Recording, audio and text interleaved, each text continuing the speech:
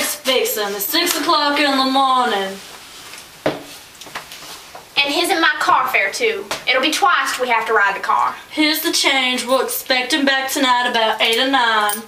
Maybe later. We're going to the river to a healing. All right, Miss Connon. We'll see you then. Bring me an ice pack. Too bad his mama's sick. It's gonna fare up later, but this is the last time we'll be able to have any preaching down at the river this year. Wipe your nose, sugar boy. That ain't nice. Where's your handkerchief?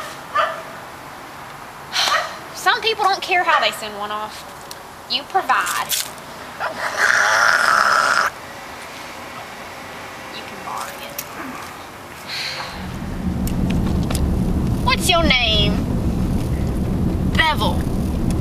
Well, ain't that a coincidence? I told you that's the name of our preacher. Bevel. Now you be a good boy and let me get some sleep.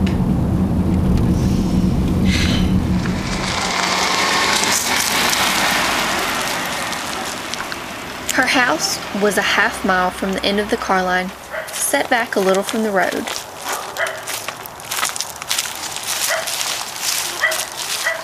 It was a tar paper brick with a porch across the front of it and a tin top.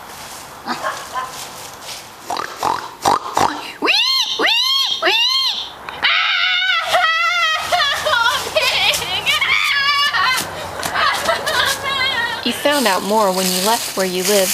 He had found out already this morning that he had been made by a carpenter named Jesus Christ. If he had thought about it before, he would have thought Jesus Christ was a word like oh, or damn, or God, or maybe somebody who had cheated them out of something sometime.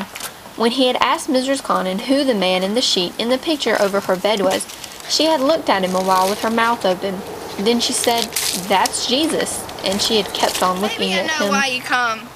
Maybe I don't. If you ain't come for Jesus, you ain't come for me. If you just come to see, you can leave your pain in the river. You ain't come for Jesus. You can't leave your pain in the river. I never told nobody that. I seen you cure a woman once. Seeing that woman get up and walk right out where she limped in. You might as well go home if that's what you come for. Listen to what I gotta say, you people. There ain't but one river, and that's the river of life. This river of life you want to let your pain in, then come up and lay your sorrow here.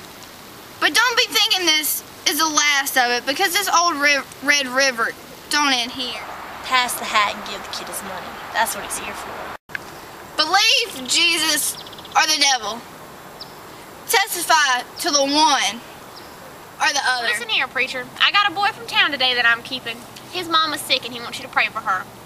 And isn't this a coincidence? His name is Bevel. Bevel! Same as his. Ain't that a coincidence, though?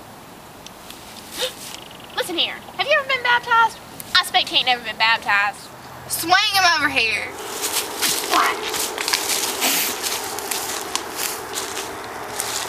My name's Bevel. My mother named me that. If I baptize you, you'll be able to go to the kingdom of Christ. You'll be washed in the river of suffering, son. And you'll go by the deep river of life. Do you want that? Yes. You won't be the same. You'll count.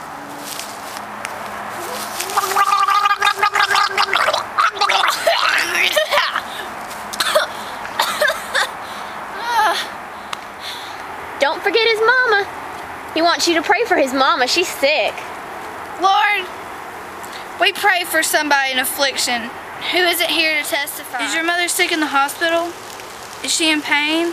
She hasn't got up yet. She's got a hangover. He's had a long day. I reckon it's past his regular bedtime. Hello, Harry. Did you have a big day? Well, Harry, old man, have a big day? His name ain't Harry, it's Bevel. His name is Harry. Who ever heard of anybody named Bevel?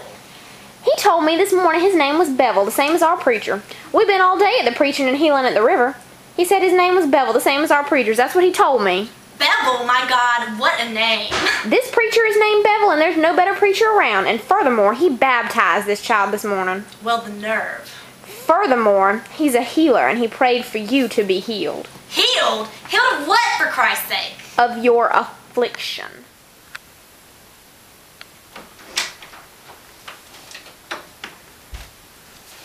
Harry! Tell me what he said. Tell me. He said I'm not the same. I count now.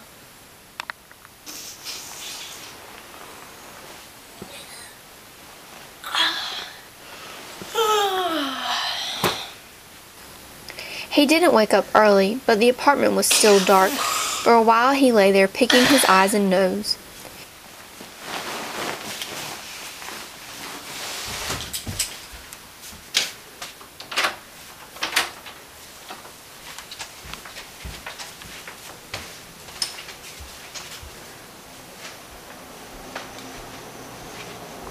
He went into the kitchen. He studied what was left in the refrigerator for a while.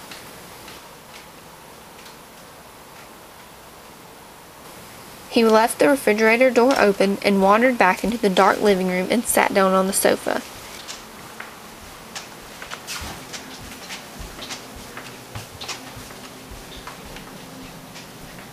He sat in the middle of the sofa, kicking it with his heels.